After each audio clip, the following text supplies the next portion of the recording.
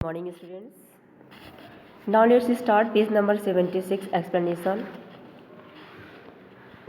I had nothing, not even a stick with which to defend myself. Before starting the explanation of this paragraph, I just want to remind you that what was the last paragraph summary.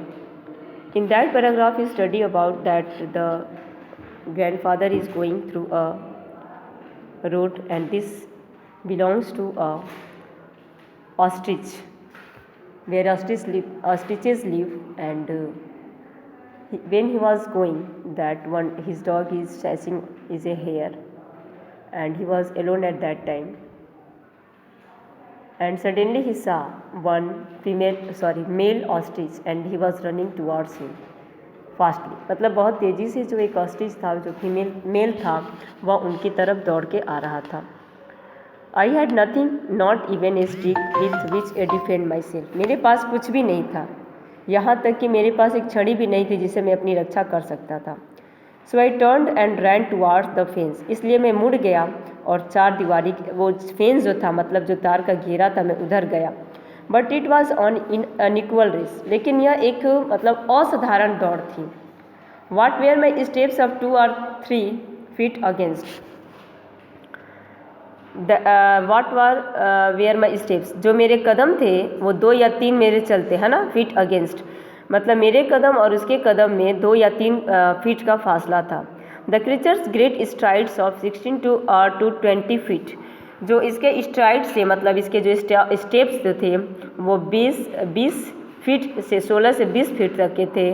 There was only one hope to get behind a large bush and try to hide from the bird until help come.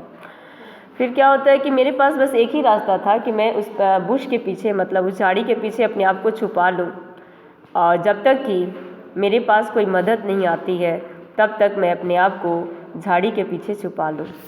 And so I rushed for the nearest dump of thorn bushes and weighted.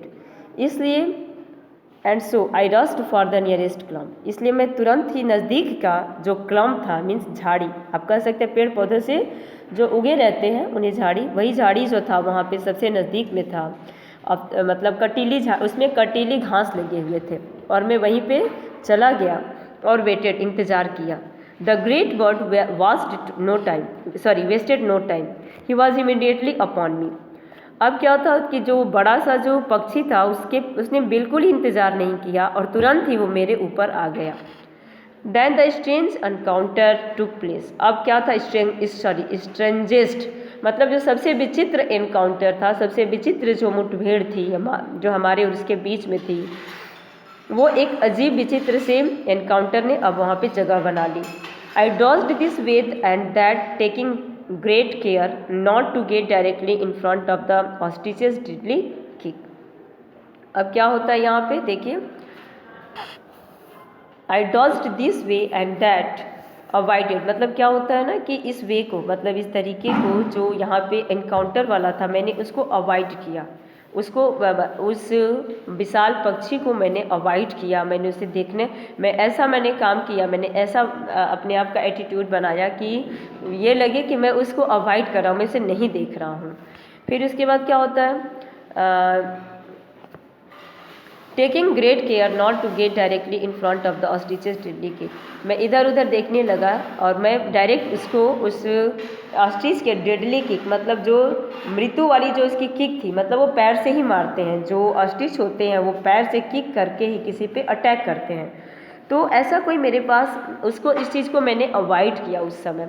Ostriches kick forward. जो ostrich होते हैं वो बहुत तेज़ी से पैर से मारते हैं. And then such great force that if you were strong, their huge nails would cause you much damage. उनके जो बड़े बड़े जो नाखून होते हैं पैर के, वो बहुत ज़्यादा नुकसान पहुंचा सकते हैं. ये तो रहा टीचर की बात. टीचर्स क्या करते हैं, पैर से बहुत तेज़ी से मारते हैं, और जो उनका ह्यूज वो होता है, बड़े बड़े नाखून होते हैं, वो बहुत ज़्यादा नुकसान पहुँचा सकते हैं. I was breathless and nearly quite helpless, calling widely for help as a cried circled the thorn bush. मैं वहाँ पे बिल्कुल निस्तब्ध था. ब्रीथलेस मतलब निस्तब्ध, मतलब मैं सांस भी नहीं ले पा रहा था. मैं बिल्कुल ही असहाय था और calling widely for the help, मैं धीरे मतलब बहुत ही किसी के उस झाड़ियों के बीच में फंसा हुआ मैं किसी के हेल्प का इंतज़ार कर रहा था, कोई मेरी हेल्प करे।